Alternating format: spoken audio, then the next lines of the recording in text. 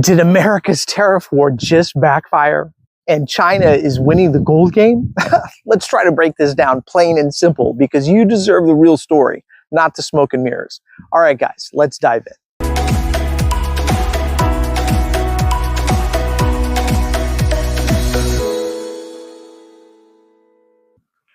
All right, guys, thank you so much for joining me on the baseline. So something is shifting, and it's shifting right now. You can feel it in your wallet, even if you can't name exactly what it is.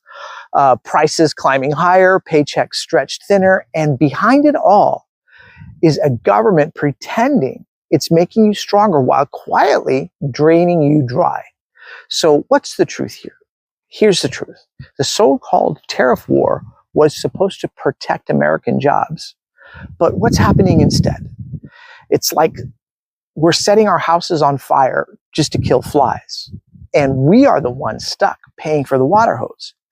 So you know who benefits from all this? Big government. Not you, not your job, not your future.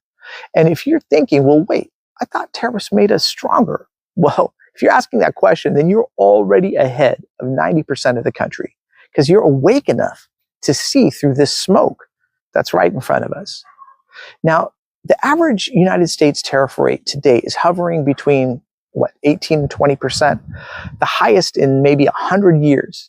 So that means if something costs $100 before, you're now paying $120. And that extra $20, it's not floating back to your community. It's getting vacuumed straight into Washington's treasury, where Trump gets to play kingmaker with your cash. So try to think of it like this, right? Tariffs are just hidden taxes.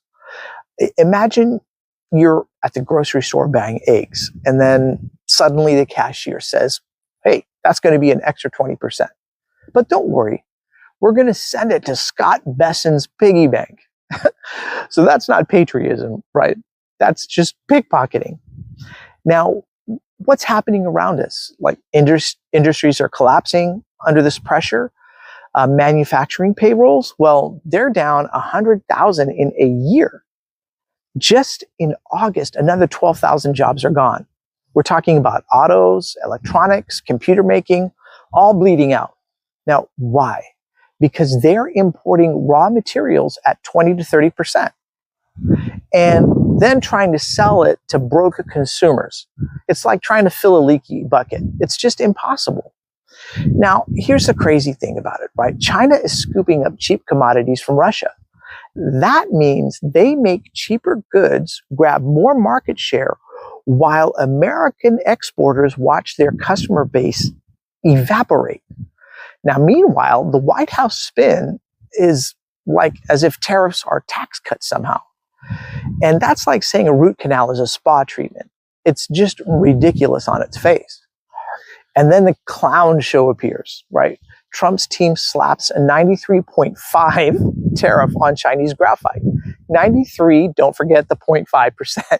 You might as well write 1,000% in glitter on that bill.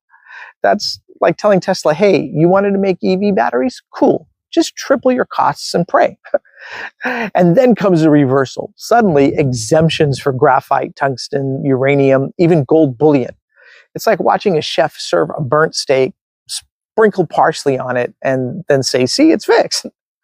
It just gets more nonsensical. But you see what most people miss? This isn't strategy. It's desperation. The Department of Energy already admitted it. The United States faces extreme supply risks in minerals like cobalt, lithium, nickel, and rare earths. So who controls those? China. Which means from now until at least 2035, America is at Beijing's mercy. That's why exemptions are flying out the door right now. Without them, defense, aerospace, semiconductors, even medical devices would crumble. So this isn't about protecting American jobs. It's about admitting America is decades behind on resources and hoping we don't, as a citizenry, notice it. But here's a part no one is talking about, the gold exemption. Why gold? Of all things, why make it easier to import gold bullion? Is Fort Knox running low? Is Washington stockpiling in secret? Or is this the first crack in America's faith in its own currency? Because let's be real about this, right? When your national debt just blasted past 37 trillion in 5 years ahead of schedule, gold starts looking like the life raft.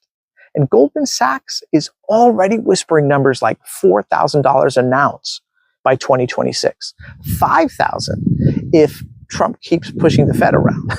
So if America is quietly hedging its own collapse, or are they just trying to keep up with BRICS? I don't know, where China is, is busy cornering the global gold supply. It's all kind of coming together, but confusing at the same time. But look at China. They're already the world's top gold producer, more than the United States and Canada combined. They consume nearly everything they mine and still import about 500 tons a year. Every ounce shipped to China stays in China. That's wealth transfer in real time. And now Chinese miners, they are buying up global gold fields. Kazakhstan, Africa, South America, they're preparing for a world where dollars mean less and real assets mean everything. But here's the hopeful part, right? By exposing this, by seeing through the facade, you and I, we're not going to be powerless, right? Because you're already ahead of the curve. Because when the next reset comes, it won't be the loudest people who survive. It will be the clearest and critical thinkers. So yes, the debt bomb is ticking. Yes, the resource war is getting nastier. But you, I, us, we're no longer in the dark about this. We can see the moves behind the curtain. Tariffs as hidden taxes, exemptions as desperation, gold as the quiet lifeboat. Now that clarity is your advantage. It's our advantage. Because we're already stronger than 90% of the people who just accept the headlines as they are. And when the dust does settle, those who understand the game, people like you, will be the ones shaping what comes next. So ask yourself this: will Trump keep flipping on tariffs? Will China tighten its grip on gold? And what does that mean for your job, your wallet, and your future? Drop your thoughts below in the comment section below. Let me know if you guys think I had this all right, all wrong. I read all the comments, respond to them all as well. And I want to let you guys know how much I appreciate you guys watching the Baseline. We'll catch you the next round, and stay sharp, guys. All right. Cheers, everybody.